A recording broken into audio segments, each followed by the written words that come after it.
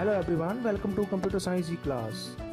इस वीडियो के अंदर हम अंडरस्टैंड करेंगे आईपी राउटिंग के बारे में। तो पहले मैं आपको क्वेश्चंस बता देता हूं जिनके जवाब आपको इस वीडियो के अंदर मिल जाएंगे। पहले हम अंडरस्टैंड करेंगे आईपी राउटिंग क्या होती है, क्या उसकी वर्किंग होती है, क्यों यूज़ की जाती है किसी भी नेटवर्क के अंदर आईपी राउटिंग को। उसके बाद हम अंडरस्टैंड करेंगे कि आईपी राउटिंग के टाइप कौन कौन से हो सकते हैं। उन टाइप्स को भी हम थोड़ा बहुत अंडरस्टैंड करेंगे, उनके बारे में थोड़ी सी इंट्रोडक्शन देखेंगे, कौन कौन से टाइप्स के हमें आईपी राउटिंग मिलती है। उसके बाद हम देखेंगे कि कौन सी एग्जांपल हम ले सकते हैं आईपी राउटिंग के अलग अलग टाइप्स को अंडरस्टैंड करने के लिए, जिससे कि हमें पता चल सके कि अलग अलग टाइप जो हैं आईपी राउटिंग के वो कैसे वर्क करते हैं। तो स्टार्ट करते हैं आईपी राउटिंग से। राउटिंग होती क्या है? राउटिंग एक ऐसा प्रोसेस होता है जिसके अंदर हम कोई पाथ, कोई रास्ता, कोई राउट चूज़ करते हैं जिसके थ्रू हम डाटा नेटवर्क के अंदर ट्रांसफ़र कर सकें फ्रॉम सोर्स टू डेस्टिनेशन। तो राउटिंग सिंपल एक ऐसा प्रोसेस हो गया, एक ऐसा मेथड हो गया जिसमें हम कोई भी रास्ता चूज़ करेंगे जिसके अंदर हम डाटा ट्रांसफ़र कर सकें from one point two another point. IP routing के अंदर हम स्पेसिफाई करते हैं या डिस्कवर करते हैं कि कौन कौन से ऐसे पाथ हो सकते हैं जिनके थ्रू डाटा सेंड किया जा सके from the source to the destination किसी भी नेटवर्क के अंदर। एक से ज़्यादा पाथ या एक से ज़्यादा राउट किसी भी नेटवर्क के अंदर हो सकते हैं अगर हमने कोई भी डाटा सेंड करना है फ्रॉम सोर्स टू डेस्टिनेशन। तो उस राउट, उस अलग अलग पाथ में से कौन से पाथ से डाटा एक्चुअल में ट्रांसफ़र होना चाहिए, कौन से नहीं होना चाहिए, इसको आइडेंटिफाई करना ही आईपी राउटिंग बोला जाता है। डिस्कवर करना ही उसको आईपी राउटिंग बोला जाता है, ताकि हमारा जो डाटा है वो इजीली और सेफ तरीके से और एक्चुअल में डेस्टिनेशन के ऊपर पहुंच सके। अगर हम आगे चलें तो डेस्टिनेशन के ऊपर जो भी डिवाइसेस होती हैं उनके ऊपर जो पाथ यूज़ किया जाता है डाटा को ट्रांसफ़र करने के लिए, वो पाथ हमें आईपी राउटिंग से मिलता है। आईपी राउटिंग मतलब कहने का वही हो गया कि जब भी हमें कोई डाटा ट्रांसफ़र करना होता है फ्रॉम सोर्स टू डेस्टिनेशन, तो आईपी राउटिंग का काम ये होता है कि उसने हमें पाथ प्रोवाइड करना होता है, वो रास्ता प्रोवाइड करना होता है जिसके थ्रू हम डाटा सेंड कर सकें from source to destination. IP routing जो होती है वो एक सेट ऑफ राउटिंग टेबल्स को यूज़ करती है। राउटिंग टेबल्स के अंदर डिफाइन किया जाता है कि कौन कौन से पाथ्स हैं जो अवेलेबल हैं नेटवर्क के अंदर जिनके थ्रू डाटा को ट्रांसफ़र किया जा सकता है। तो वो राउटिंग टेबल्स इसके अंदर बनाए जाते हैं आईपी राउटिंग के अंदर, और उन्हीं टेबल्स को यूज़ किया जाता है जब भी डाटा ट्रांसफ़र करना होता है from source to the destination. उसके बाद अगर हम देखें तो जो आईपी राउटिंग होती है वो दो या दो से ज़्यादा डिवाइसेस जो डिफरेंट नेटवर्क्स के ऊपर हो सकती हैं, उनको आपस में कनेक्ट करने का भी एक तरह से प्रोसेस होता है। इसका मतलब ये हुआ कि जैसे कि आपको बताया हुआ है कि अलग अलग नेटवर्क्स को हम आपस में जोड़ सकते हैं, तो उन नेटवर्क्स ने आपस में कैसे डाटा को शेयर करना, कैसे डाटा ट्रांसफ़र होगा, कैसे डाटा राउट होगा from one network to another network, और उनके बीच में भी अलग अलग डिवाइसेस के बीच में, तो वो भी आईपी राउटिंग उसको डिफ़ाइन करती है, उसको प्रोसेस को यूज़ करती है जिसके थ्रू वो डाटा को ट्रांसफ़र कर पाता है हमारा नेटवर्क के अंदर टीसीपी आईपी का प्रोटोकॉल आईपी राउटिंग को यूज़ करके, ताकि डाटा जो है वो सोर्स से डेस्टिनेशन के ऊपर पहुंच सके। जो भी आईपी राउटिंग का प्रोसेस होता है वो कौन इम्प्लीमेंट करता है, वो राउटर हमने पढ़ा हुआ है। राउटर क्या होता है? अगर आपने दो या दो से ज़्यादा नेटवर्क्स को आपस में जोड़ना है तो बीच में हम राउटर यूज़ कर लेते हैं। या सपोज़ करो आपने अपने नेटवर्क को किसी इंटरनेट के साथ जोड़ना है तो उसके बीच में हम राउटर यूज़ करते हैं ताकि हम अलग अलग डिफरेंट नेटवर्क्स को आपस में जोड़ सकें। तो राउटर ही ये काम करता है आईपी राउटिंग का। आईपी राउटिंग को इम्प्लीमेंट करना, उसको ऑपरेट करना, उसको मैनेज करने का काम जो है वो राउटर का होता है। तो राउटर ने ही देखना होता है कि कैसे डाटा ट्रांसफ़र होगा from one network to another network, और कौन से पाथ से वो डाटा ट्रांसफ़र होगा जिसका आईपी राउटिंग के अंदर यूज़ किया जाता है, उसको आइडेंटिफाई करने के लिए, डिस्कवर करने के लिए अलग अलग पाथ्स को। जो टाइप्स होते हैं आईपी राउटिंग के वो दो टाइप की हो सकती है। पहला टाइप होता है स्टैटिक राउटिंग और दूसरा जो टाइप होता है वो होता है डायनामिक राउटिंग। अब इन दोनों राउटिंग के टाइप्स को, आईपी राउटिंग के टाइप्स को हम थोड़ा बहुत अंडरस्टैंड करेंगे, उनके बारे में देखेंगे कि स्टैटिक राउटिंग क्या होती है और डायनेमिक राउटिंग क्या होती है और उनके बीच में डिफरेंस क्या है। उसके साथ साथ हम इनकी एक एग्जांपल भी देखेंगे जिसके अंदर और अच्छे तरीके से हम अंडरस्टैंड करेंगे कि स्टैटिक राउटिंग क्या कैसे काम करेगा और डायनेमिक राउटिंग कैसे काम करता है।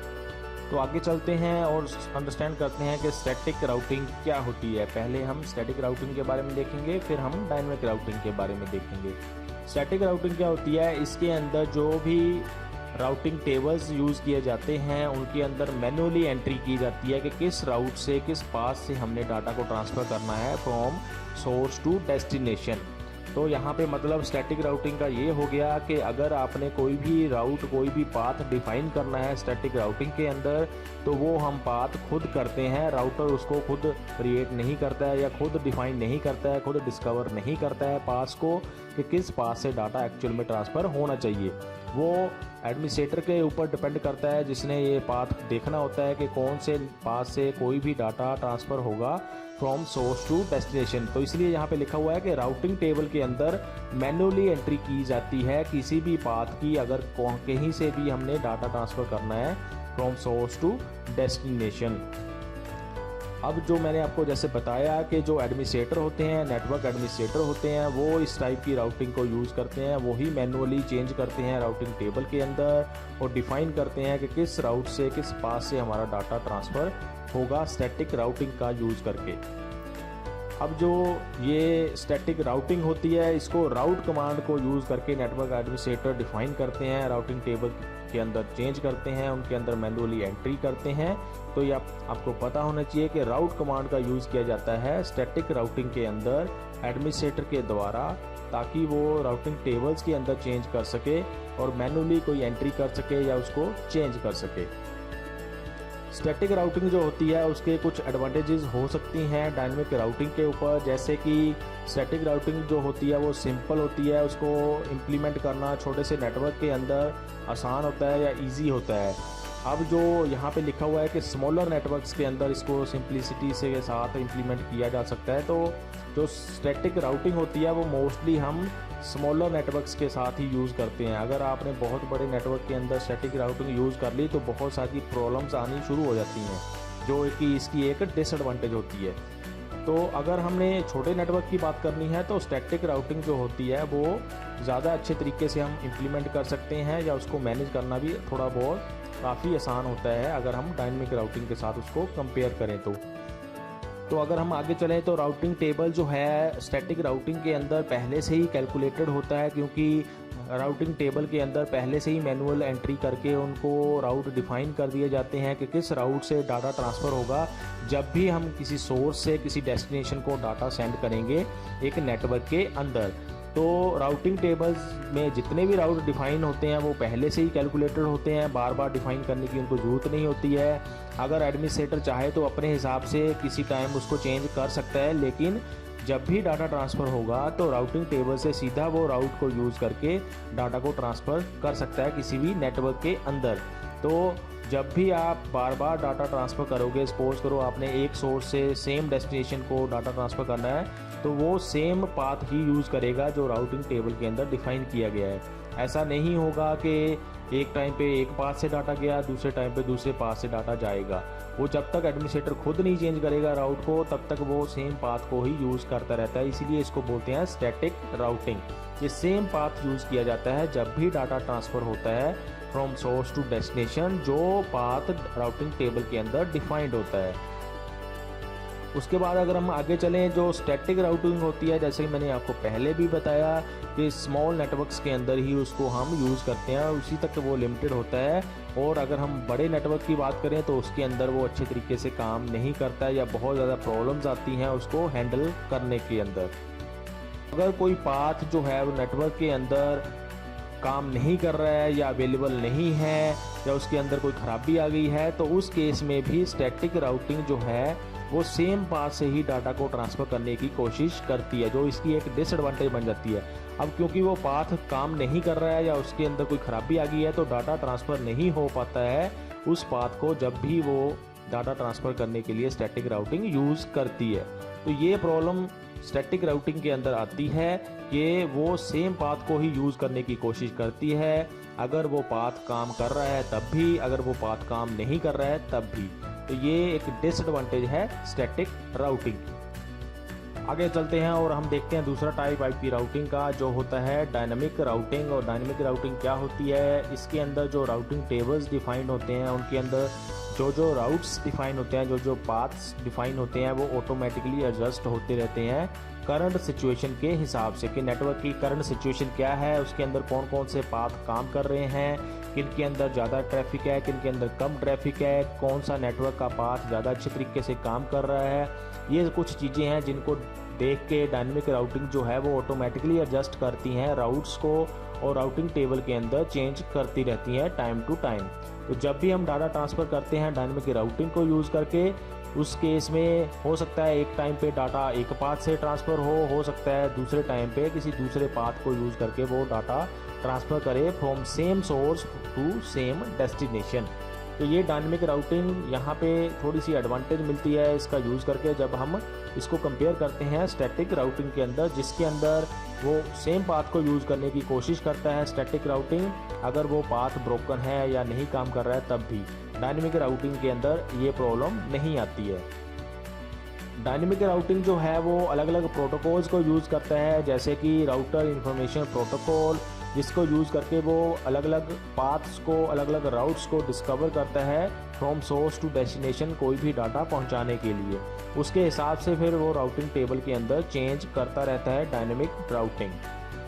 अगर हम आगे चलें तो डायनामिक राउटिंग जो है वो ऑटोमेटिकली टेबल के अंदर, राउट टेबल के अंदर एडजस्टमेंट करता है। अगर सपोज करो कोई भी राउट काम नहीं कर रहा है, जैसे कि मैंने आपको बताया, सपोज करो एक टाइम पे राउट टेबल के अंदर एक पाथ डिफाइन किया गया है, एक राउट डिफाइन किया गया है, अब वो पाथ या राउट काम नहीं कर रहा है, उसके अंदर कोई प्रॉब्लम आ गई है, किसी तरीके से वो काम नहीं कर रहा है, तो उस केस में डायनामिक राउटिंग जो है राउट टेबल के अंदर, राउटिंग टेबल के अंदर ऑटोमेटिकली चेंज करके एक नया राउट वहाँ पे डिफाइन कर देगा, और उस राउट से फिर डाटा जो है वो ट्रांसफ़र हो सकता है from one place to another place. अब जैसे कि स्टैटिक राउटिंग की थोड़ी बहुत एडवांटेज थी डायनामिक राउटिंग के ऊपर, डायनामिक राउटिंग की भी थोड़ी बहुत एडवांटेज हो सकती हैं स्टैटिक राउटिंग के ऊपर। जैसे कि डायनामिक राउटिंग को हम लार्जर नेटवर्क के अंदर यूज़ कर सकते हैं। स्टैटिक राउटिंग जो थी वो स्मॉलर नेटवर्क्स के अंदर यूज़ की जाती थी, ज़्यादा बेनिफिशियल है। और अगर हम डायनामिक राउटिंग की बात करें तो वो लार्जर नेटवर्क्स के अंदर ज़्यादा बेनिफिशियल होती है और उसको यूज़ कर सकते हैं। जितना बड़ा नेटवर्क होता जाएगा उतना ज़्यादा अच्छे तरीके से स्टैटिक राउटिंग काम नहीं करती है। डायनामिक राउटिंग उस चीज़ को हैंडल कर सकती है, चाहे जितना मर्जी नेटवर्क बड़ा होता रहे, क्योंकि डायनामिक राउटिंग ने खुद अपने आप ही राउट्स को डिफाइन करना होता है किसी भी नेटवर्क के अंदर, जब भी डाटा ट्रांसफ़र होगा from one place to another place. Routing table जो हैं वो डायनेमिकली कंप्यूट होते हैं डायनेमिक राउटिंग के अंदर। स्टैटिक राउटिंग में आपने पढ़ा कि वो पहले ही कंप्यूट कर लिए जाते हैं, लेकिन डायनेमिक राउटिंग में ऐसा नहीं होता है। जो राउटिंग टेबल के अंदर राउट्स होते हैं वो डायनेमिकली कैलकुलेट होते हैं। डायनेमिकली का मतलब टाइम टू टाइम वो चेंज होते रहते हैं सिचुएशन के हिसाब से, जो नेटवर्क के अंदर सिचुएशन होगी। तो जैसे कि मैंने आपको पहले भी बताया, अगर आप एक टाइम पे डाटा ट्रांसफ़र कर रहे हो from same source to same destination, तो वो एक पाथ से जा सकता है। जब आप सेम सोर्स का यूज़ करके सेम डेस्टिनेशन को दोबारा से डाटा सेंड करते हो तो हो सकता है वो किसी और पाथ से डाटा ट्रांसफ़र हो। तो ये इसीलिए होता है क्योंकि जो राउट्स होते हैं राउटिंग टेबल के अंदर वो डायनेमिकली कैलकुलेट होते हैं डायनेमिक राउटिंग के अंदर। ये तो हो गई स्टैटिक राउटिंग या डायनेमिक राउटिंग के बारे में इंट्रोडक्शन। अब हम इसको एग्जांपल का यूज़ करके अंडरस्टैंड करने की कोशिश करते हैं। पहले हम लेते हैं स्टैटिक राउटिंग की एग्जांपल। ये एक सपोज करो एक नेटवर्क है जिसके अंदर कई जगह पे आप देख सकते हो डेस्टिनेशन के ऊपर पहुंचने के लिए सोर्स से अलग अलग पाथ हम यूज़ कर सकते हैं। लेकिन अभी हम स्टैटिक राउटिंग की बात करते हैं। सपोज करो स्टैटिक राउटिंग का यूज़ करके, जैसे कि यहाँ पे आप एरोज देख सकते हो लगे हुए जो ग्रीन कलर के अंदर हैं। सपोज करो एक राउटिंग टेबल के अंदर ये पाथ डिफाइन किया गया है अगर हमने सोर्स से डेस्टिनेशन के ऊपर कोई डाटा सेंड करना है। अब ये तो इस केस में तो काम करेगा क्योंकि ये पाथ जो है, ये राउट जो है वो काम कर रहा है स्टैटिक राउटिंग के केस में। अब सपोज करो ये पाथ जो है ये ब्रोकन हो गया या बीच में कोई ऐसी डिवाइस थी जो काम नहीं कर रही है अब, जिसकी वजह से पूरा पाथ जो है वो काम नहीं करेगा। तो इस केस में क्या होगा, स्टैटिक राउटिंग इस केस में भी सेम पाथ को यूज़ करने की कोशिश करेगी। और क्योंकि ये पाथ काम नहीं कर रहा है, इसलिए जो हमारा डाटा है वो सोर्स से डेस्टिनेशन तक नहीं पहुंच पाएगा। तो ये एक डिसएडवांटेज बन जाती है स्टैटिक राउटिंग के अंदर। ये यहाँ पे आप देख सकते हो कि कई सारे अलग अलग पाथ्स भी डिफाइन किए गए हैं और जिनको यूज़ करके डाटा को ट्रांसफ़र किया जा सकता है, लेकिन स्टैटिक राउटिंग के अंदर एक पाथ डिफाइन किया गया है, वो पाथ अब काम नहीं कर रहा है, लेकिन ये फिर भी उसी पाथ को यूज़ करने का कोशिश करता है। ये अपने आप दूसरे पाथ को यूज़ करने की कोशिश नहीं करता है या उसको नहीं यूज़ करता है जब तक राउटिंग टेबल के अंदर जो एडमिनिस्ट्रेटर है वो खुद चेंज नहीं करता है। तो ये एक डिसएडवांटेज है राउटिंग टेबल का यूज़ करके जब हम स्टैटिक राउटिंग यूज़ करते हैं। अगर हम डायनेमिक राउटिंग की बात करें और सेम एग्जांपल लें, तो सपोज करो ये हमारा एक पाथ है जो डायनेमिक राउटिंग का यूज़ करके राउटिंग टेबल में डिफाइन किया गया है। तो इस केस में तो ये काम करेगा ही। सपोज करो ये पाथ में खराबी आ जाती है, कोई प्रॉब्लम आ जाती है, जैसे कि स्टैटिक राउटिंग में भी हमने देखा, तो उस केस में डायनेमिक राउटिंग क्या करेगी, वो अलग पाथ से डाटा सेंड करना शुरू कर देगी, जैसे कि आप यहाँ पे देख सकते हैं। फिर वो उस पाथ को यूज़ नहीं करेगा जो ब्रोकन है या काम नहीं कर रहा है, वो अपने आप ही राउटिंग टेबल के अंदर ऑटोमेटिक एडजस्टमेंट करके एक नया पाथ को डिफाइन कर देगी राउटिंग टेबल के अंदर, और उस पाथ से भी डाटा ट्रांसफ़र हो जाता है हमारा किसी नेटवर्क के अंदर।